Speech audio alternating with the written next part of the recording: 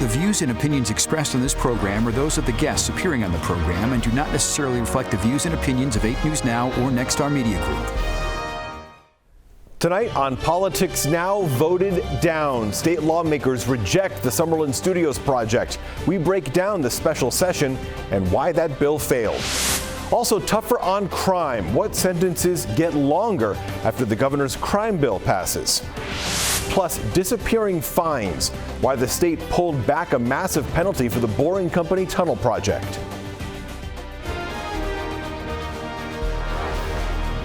You're watching Politics Now with John Langler on 8 News Now.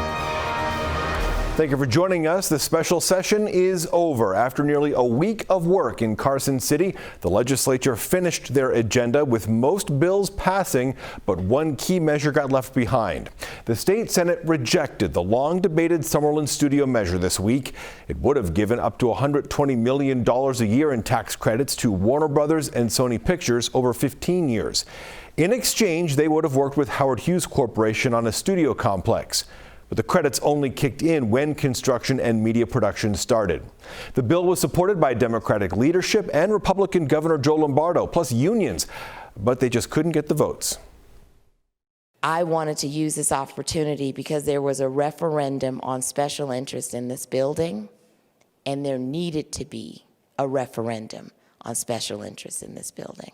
You're going to tell me that we need to take money from the Nevada taxpayers, which should be going into the general fund, and transfer it through what boils down to extortion in order to have them come to the state of Nevada? No, it's wrong. If you defeat AB 5, we can come back in 27 with a plan that works for everybody, not just a single corporation, which engages a broader vision for all Nevadans. That last voice there was State Senator Roberta Lang, the Democrat. She sponsored a separate film tax credit bill in the regular session that was kind of rolled into this one, but she voted against it. The 3 senators had already left on vacation. They missed the vote here. However, they would have voted against the bill anyway. Critics believe Nevada simply wouldn't get enough return on the investment. They also thought it was a handout to billionaires. It is possible a similar proposal could return in the next legislative session. The vote was a major disappointment for Democratic leaders, the governor, and construction labor unions. They had created a pact to push the Summerlin Studios project. We spoke with Brandon Morris from the Regional Council of Carpenters about what went wrong and what comes next. So, Brandon, you and I were up in Carson City for this special session. It's now finished. You were up there supporting the film tax credits bill. That appears to be finished as well. Certainly it was voted down. Overall, just your thoughts now that the session's been done for a couple of hours here.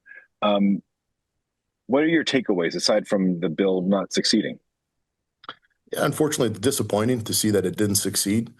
And the takeaways, I would have to say, it wasn't as contentious as what people made it sound. I mean, I believe I've heard some stuff this morning about how people were being strong-armed by both sides. And it wasn't like that, though. Everybody was respectful with their opinions and what they were looking at trying to get done. There was nobody, I didn't see one bit of either side threatening anybody or doing anything nefarious. Can you give me a flavor of what it was like behind the scenes on this effort, talking to lawmakers, talking to other lobbyists, the pitches that were made? Give me an idea of what it was like. It was probably, like I said, it wasn't nearly as contentious as what people made it sound. I mean, I had plenty of conversations with people that didn't agree with what our opinion, but they were respectful about it, and we were respectful about their opinion. We just tried to let them know that, hey, man, this is the future. Some of the reasons why not to do it were a little different than what I thought. I understand everybody talks about the financial aspect of it. I think they were looking at the financial aspect in the negative way because what was going to be created and the amount of opportunities that were going to happen and the money that was going to come into the state just from workers in general. People make money, they spend stuff. They spend money here. I think there was a disconnect on that one. I'm like I said, I'm not an economist. I can't tell you how it works, how it doesn't work, but I do know that when working people have money, they spend money. What do you think is the future of expanded film tax credits in Nevada from your point of view? That I just don't know. I mean, that's not my lane. I'm in construction trades. We want to build things. So I'm not going to, second guess or try to guess what something else is going to happen. Would I hope it happens? Yes. Does it need to be modified some more? Obviously it does. But we felt that everything that was in this bill was very good. There was going to be a lot of industries and a lot of people who were going to benefit from this. When it comes to UNR was going to benefit, UNLV was going to benefit, CSN was going to benefit. Basically all the education system was going to benefit by the new buildings and the new things that were coming to town. Being able to help with the education system and being able to create a new industry. So, as far as will it happen again, I just don't know. I sure hope it does. I can't respond. Like I said, we like to build things. That's what we love to do. The governor's crime bill, though, did pass. It was amended by the legislature. We're still waiting to see if the governor will actually sign it. Key to the crime bill, enhancing penalties for drunk drivers and domestic violence abusers. Also, it adds AI-created images to the child sexual abuse material law. It includes measures supported by resorts, the return of the Las Vegas Strip Corridor Court that fast-tracks judicial orders and enhances penalties for crimes against hospitality workers. Amendments I was mentioning before bar immigration enforcement officials from accessing school grounds in some situations. Detention centers must also improve tracking of who is in custody. Republican Assembly Minority Leader Greg Hafen, he was involved in wrangling the votes for the governor's bills. We discussed the session's aftermath and the movie studio bill. We got a lot accomplished. I think this was probably the most that's ever been accomplished in a special session. We dealt with crime, cybersecurity, healthcare, and the healthcare bill was one that I was really disappointed died at the end of the regular session. So to be able to bring it back during this special session was huge, and we were actually able to improve on it in the interim between the regular session and the special session. And so I think that's going to be an excellent tool to help recruit more medical professionals and build additional facilities in this state to improve healthcare for all Nevadans. What was going on behind the scenes? It was one thing for me to see everyone walking around in the committee hearings and so forth, but behind the scenes, what did you see happening? There was a lot of frustration over that bill. There were a lot of numbers being thrown around on exactly how much it was going to cost the state and what the fiscal impact would ultimately be.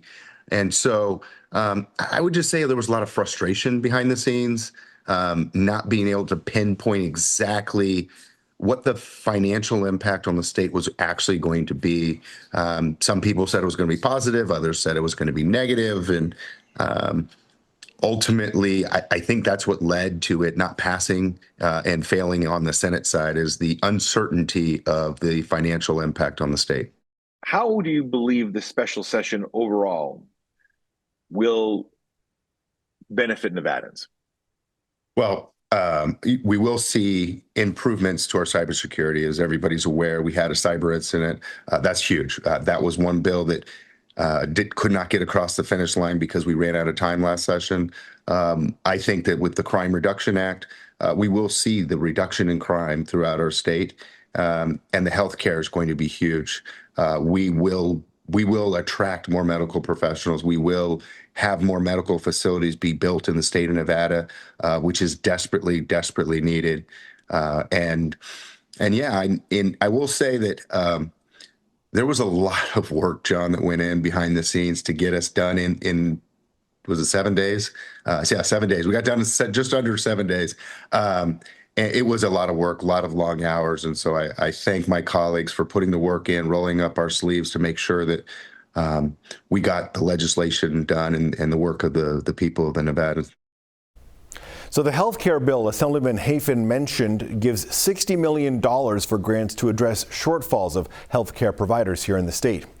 Another bill that passed doubles fines for dozens of traffic violations in active school zones. That passed both houses unanimously. It kicks in next July. 8 News Now education reporter Joshua Peguero takes a look. Before voting on AB 6, State Senator Michelle Cruz Crawford discussed what it means to support the bill. This bill is not just policy, it's personal. It represents our shared responsibility to safeguard young people. Personal for her because she knew one of the students killed this year in a school zone, 18-year-old Mackenzie Scott. I want to dedicate this bill in memory to the students' lives who we lost tragically.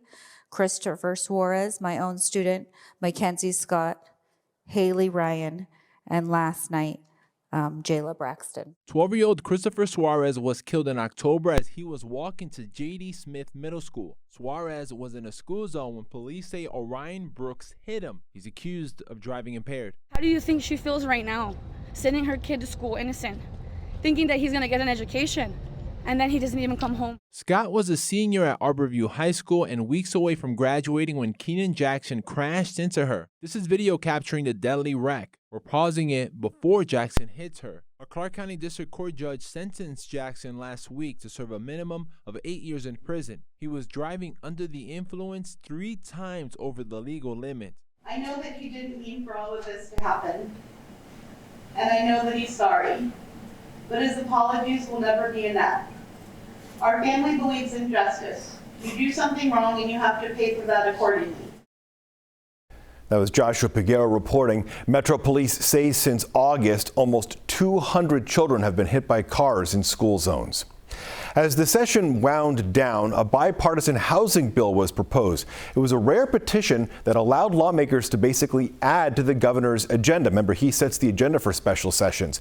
The measure looked to cap the number of existing homes corporations can buy. That cap, 1,000 properties.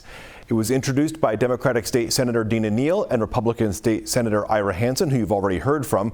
Senator Hansen says corporations are driving up prices by outbidding for homes and then just renting them for more. There are a lot of young people that are being priced out of the market. And if you're selling a house and you have a buyer that offers cash, it's only naturally going to take it. And they are literally using cash. Now, who are these people? They're hedge funds, in my opinion, multinational corporations. Even with the bipartisan support, the bill eventually failed. It didn't get 2/3 of both houses. A deciding opposition vote actually came from Senator Hansen's wife. She serves in the Assembly. One bill signed by Governor Lombardo provides more assistance to Windsor Park. That old neighborhood up in North Las Vegas has been sinking for decades. Lawmakers previously did pass a bill to build new homes for folks that live there, and that work is in progress. This new measure pays someone to get rid of the old homes and updates the timeline for homeowners to apply for a new house. During this special session, lawmakers are not allowed to fundraise. However, both parties are now accusing each other of violating that rule. In a complaint this week, Republicans claimed Democratic Attorney General and gubernatorial candidate Aaron Ford sent out this fundraising pitch after the special session was announced. An online fundraising platform took the blame. It says it forgot to turn off a pre-scheduled email pitch. Meanwhile, Democrats accused Governor Lombardo of the same thing. A new complaint says his WinRed page still had the P.O. box to send a check. WinRed is a Republican fundraising platform. The governor's campaign team says it's an old link. It has not solicited or accepted any funds during that blackout period, which is now over. Next here on Politics Now, Neck and Neck, our new exclusive polling on the governor's race and Nevada's Democratic senators. Plus, not so boring, we dig into a fine against the Vegas Loop project and why it was dismissed.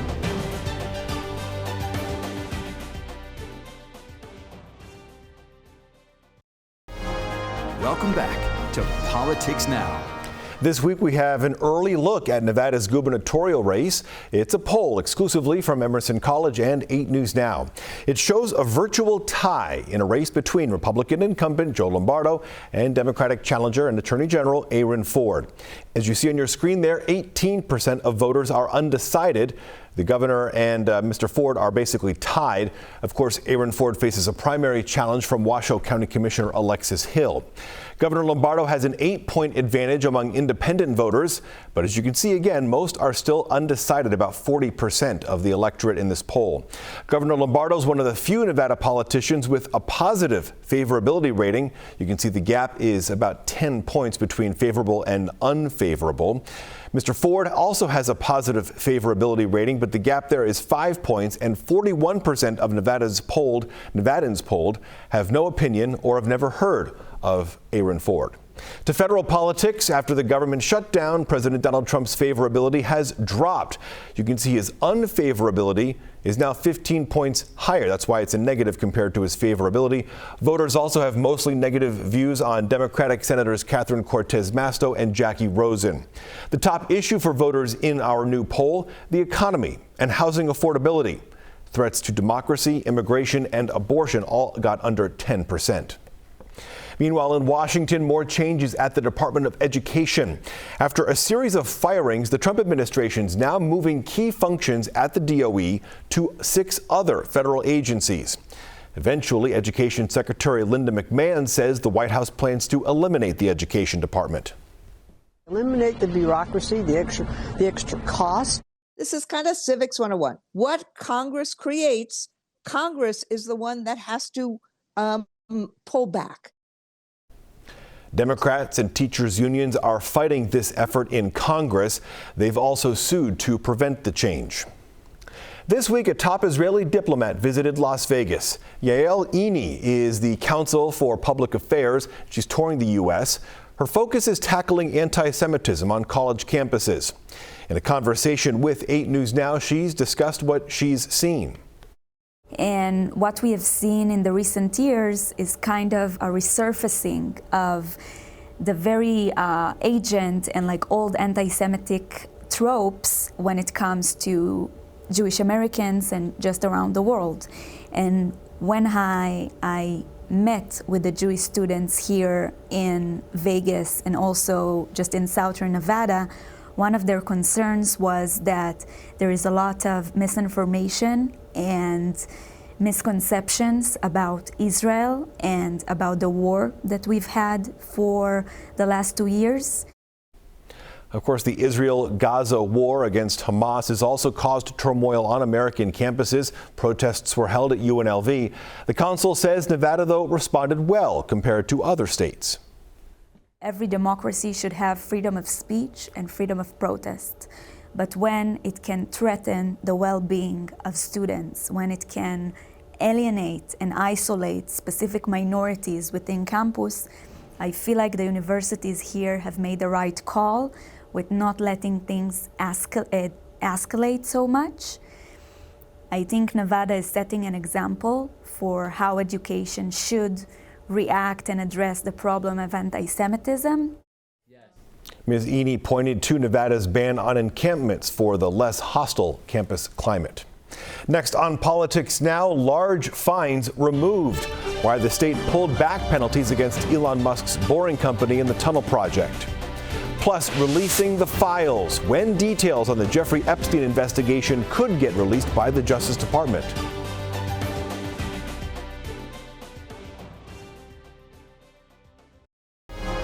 You're watching Politics Now.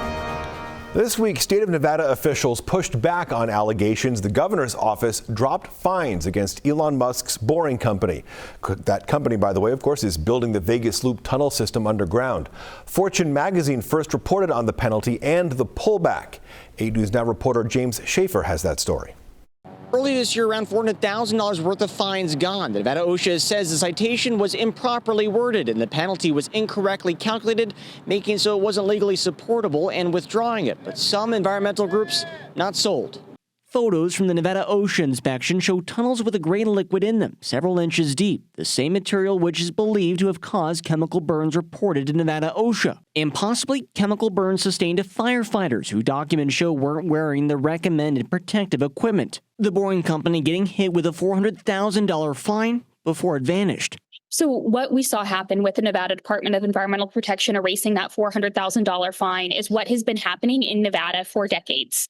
Olivia Tanager, executive director for the Sierra Club Toyabe chapter, says the fine removal is frustrating. So when my organization learned about the $400,000 fine that was not levied against the Boring Company, we were extremely disappointed and disgusted, but unfortunately not surprised.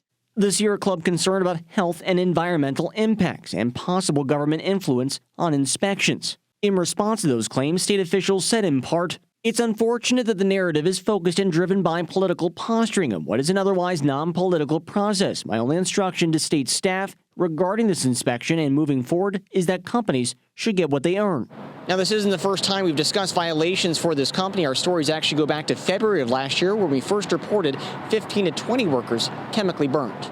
Reporting from Paradise and Twain, James Schaefer, 8 News Now. The Boring Company's Vegas Loop project plans to connect the convention center to major resorts, downtown, Reed Airport, and Allegiant Stadium. And as James mentioned, many other stories on 8newsnow.com. In Washington this week, President Donald Trump signed a bill to force a release of the Epstein files. It comes after Congress signed a petition to try and make that investigation public. President Trump reversed his own feelings on the matter and urged lawmakers to send him a bill. Epstein was a convicted child sex offender with deep ties to many high-profile people. He died in prison. There is an exception, though, in this new bill. The Justice Department could refuse to release the material. The law has carve-outs to protect victims and to protect information surrounding victims, which is what we do not only in this case, but in every case. Neither the House nor the Senate's version, the same version, suggested otherwise. President Trump's name does appear in previously released documents from Epstein's estate. He maintains he was unaware of Epstein's criminal behavior. We're back after this.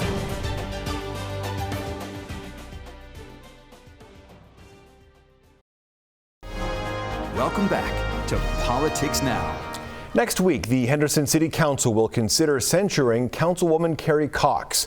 Earlier this month, you'll remember she was indicted on a felony charge of secretly recording another councilwoman's conversation. It's the latest in a long-running battle between Carrie Cox and the rest of the council. That censure vote is on Monday afternoon at a special council meeting. We'll have coverage of that and much more, of course, right here on Politics Now. Meanwhile, that'll do it for us this week here on the program. For the latest political news, it's 8newsnow.com, and we'll be back with you right here every Saturday. Take care.